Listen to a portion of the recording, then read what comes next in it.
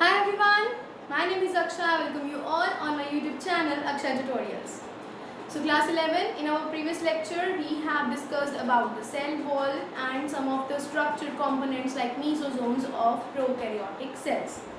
So when we have discussed about the overview of the contents of the prokaryotic cells, we have discussed about cell wall, mesosomes, ribosomes, inclusion bodies. So rest जितने भी structures रह गए हैं that we will discuss in our today's lecture. Alright. So yesterday I have also got a message from one of my student that what are 70s and 80s ribosomes. आपकी NCERT में ना ribosomes की prokaryotic cell में थोड़ी अलग से explanation given है और यूकैरियोटिक सेल में थोड़ी अलग से एक्सप्लेनेशन गिवन है. आज की वीडियो में I am going to explain both of the type 70s and 80s ribosomes in prokaryotes as well as in eukaryotic organisms. So let's start from the very first topic of today that is ribosomes. अगर हम ribosomes की बात करें then you know, मैंने आपको last time भी बताया था, it is the only cell organelle which is present in both prokaryotes as well as in eukaryotic organism. We can also refer these ribosomes as the universal organelles. Yes, because either it is prokaryote, either it is eukaryote, either it is unicellular, either it is multicellular.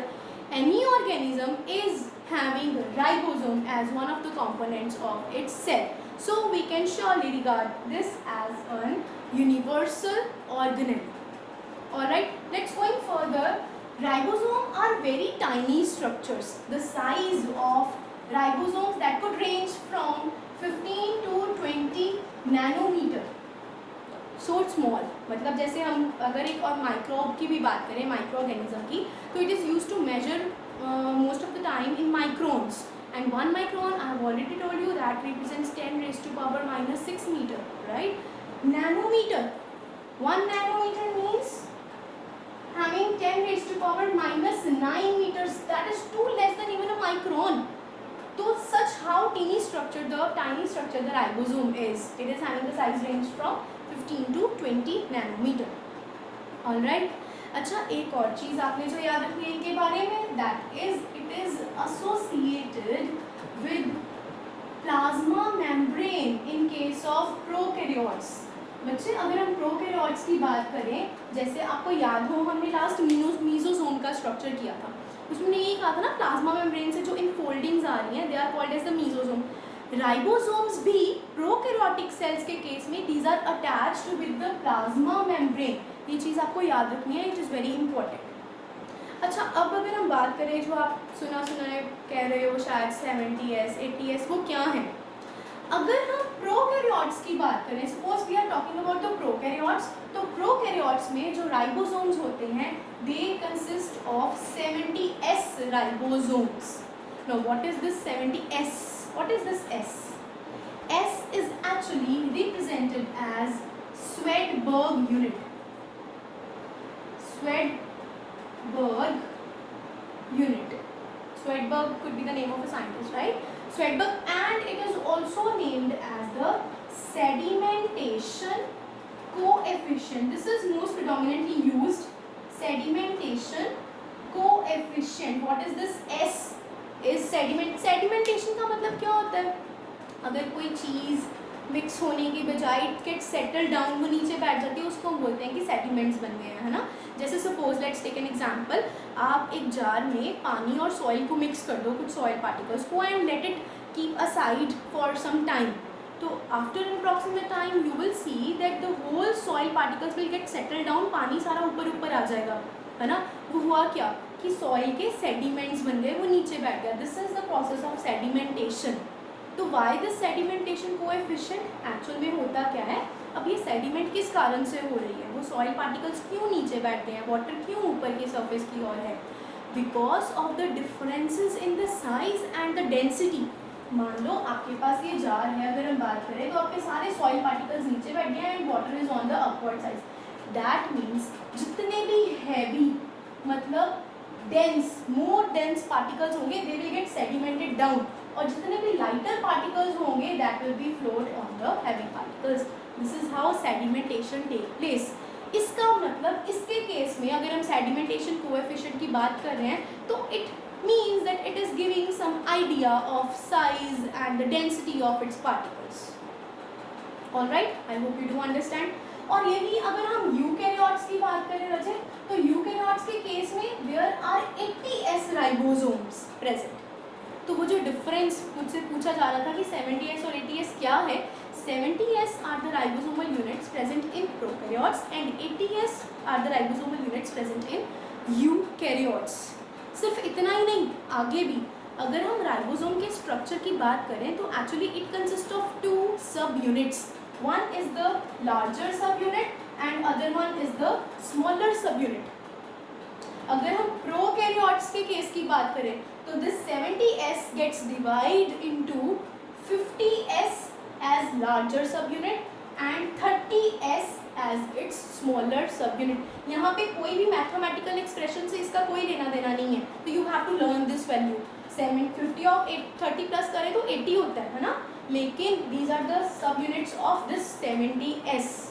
यही अगर हम eukaryotic cell की बात करें then it is also composed of one larger sub unit and other one will be the smaller sub unit, but it differentiates into larger subunit as 60s and smaller subunit as 40s. तो यहाँ पे mathematical expression का कोई भी लेना देना नहीं है. समझ आई बात? 70s मीन्स लार्जर सबयूनिट कितना होगा 50, स्मॉलर कितना होगा 30. 80s मतलब लार्जर सबयूनिट कितना होगा 60, स्मॉलर कितना होगा 40. ये लार्जर स्मॉलर सबयूनिट क्या है? ये स्ट्रक्चर है किसका? राइबोसोम. बात समझ आ रही है? I hope you are not getting confused. Alright, आगे चलते हैं. अब ये तो स्ट्रक्चर की बात हुई. अब हम थोड़ा सा अगर हम इसके फंक्शन की बात करें then you all know ribosomes are actually called as the protein factories of the cell. बहुत बार बहुत जगह आपने सुना होगा, पढ़ा होगा what are ribosomes. Ribosomes are the protein factories of the cell. तो ऑब्वियस सी बात है हम इनको प्रोटीन फैक्ट्रीज क्यों कहते हैं? Because it helps in the process of formation of proteins. Proteins को बनाने में, प्रोटीन्स की सिंथेसिस में they must help, right. And the process of formation of proteins that is called as translation.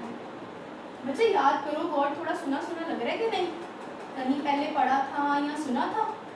अगर आपने मेरी पिछली वीडियोस देखी हैं, अपने पूरे पिछले 7 लेक्चर्स कवर कर रहे हो, तो मैंने आपको एक सेंट्रल डोग्मा के बारे में बताया था. जैसे सपोज अगर हमारी बॉडी का जो जेनेटिक मटेरियल है दैट इज डीएनए, अगर मैं कहूँ this is the DNA, the very first thing which will happen, वो इसी डीएनए की कॉपी बनेगी and that process is called as replication.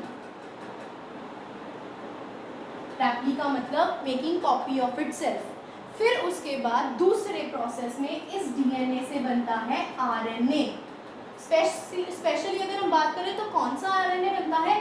mRNA, messenger RNA. And this process is called as transcription. After this, from this mRNA molecule or the structure, it will form the functional polypeptide chain. वो functional polypeptide कौन है, क्या है? They are the proteins and this process is called as translation. And this whole is called as the central dogma. ये मैं पीछे भी करवा चुकी हूँ.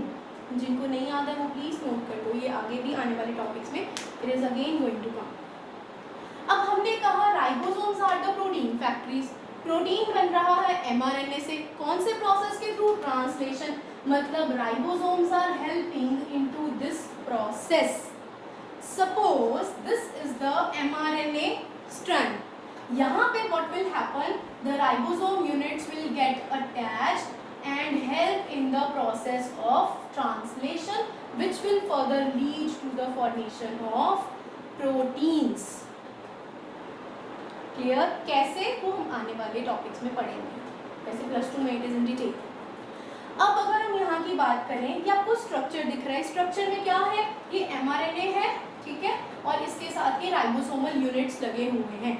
जब ये एक से ज़्यादा राइबोसोम यूनिट्स लगते हैं then this feature, this structure is called as polyribosome. poly मतलब many और polysome.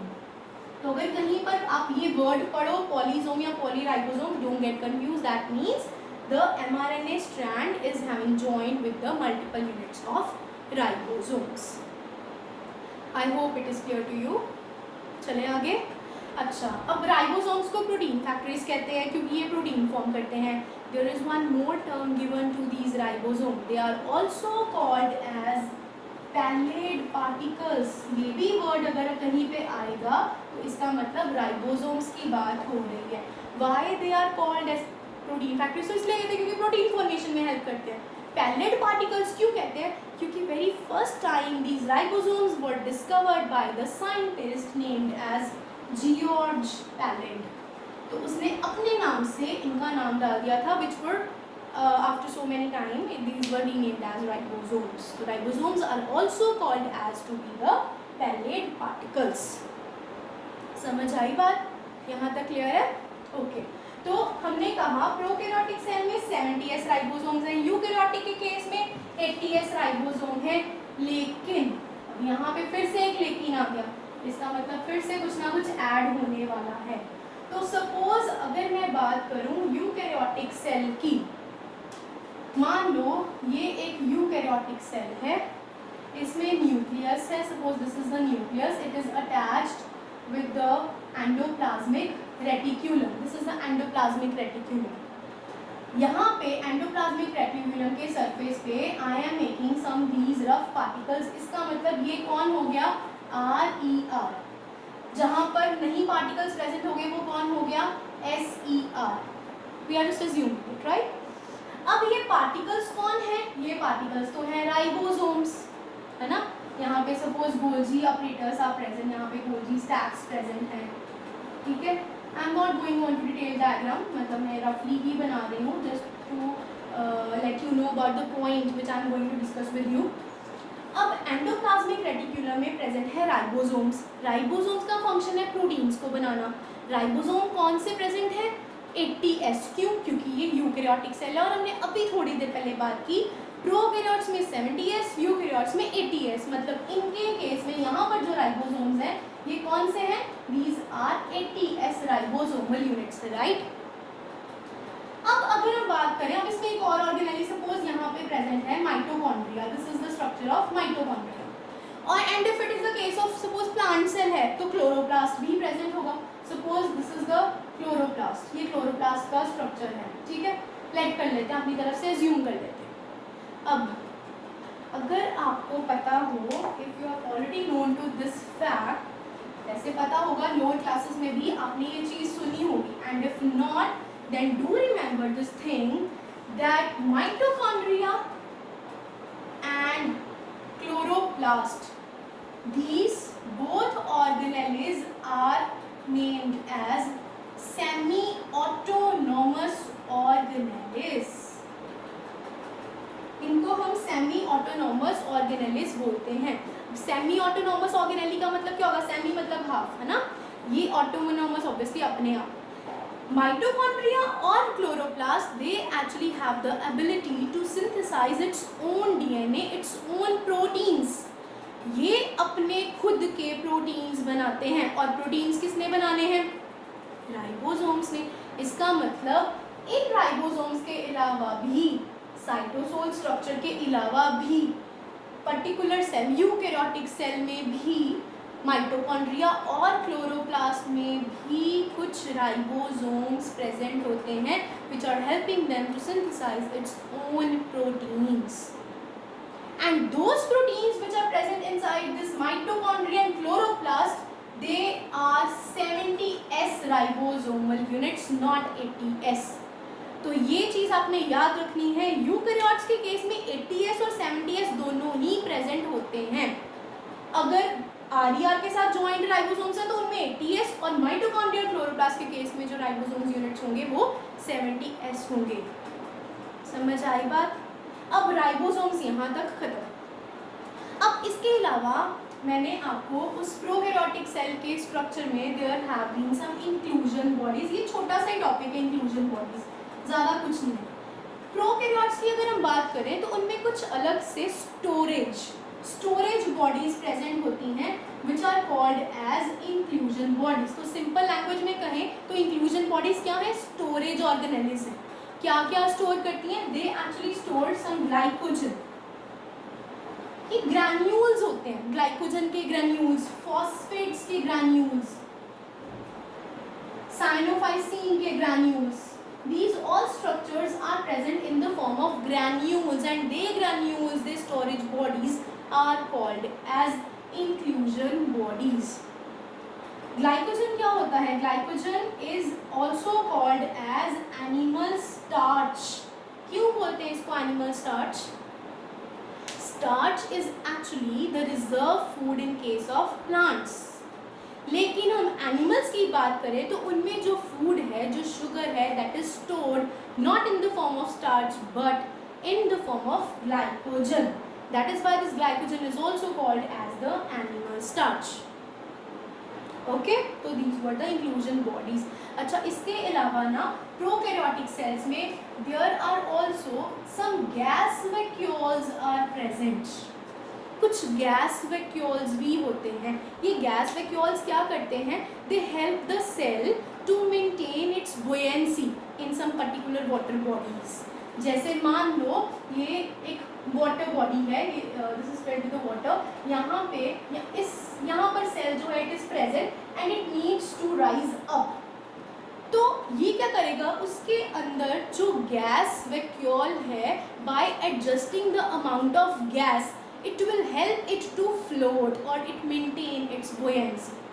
That is the function of gas vacuole, which could also be present in some prokaryotic cells. So with this, the whole prokaryotic cells structure and function have been completed, and I hope आपको अच्छे से सारा concept समझ आया, and do revise it regularly. All right, keep practicing. I hope आपको मेरी आज की वीडियो अच्छे से समझ आई हो, and if you like it, then don't forget to share it with your friends as well. Keep watching, stay tuned. I'll coming up with a very new topic, that's eukaryotic organisms in detail. So stay tuned guys, keep watching. Thank you and keep smiling.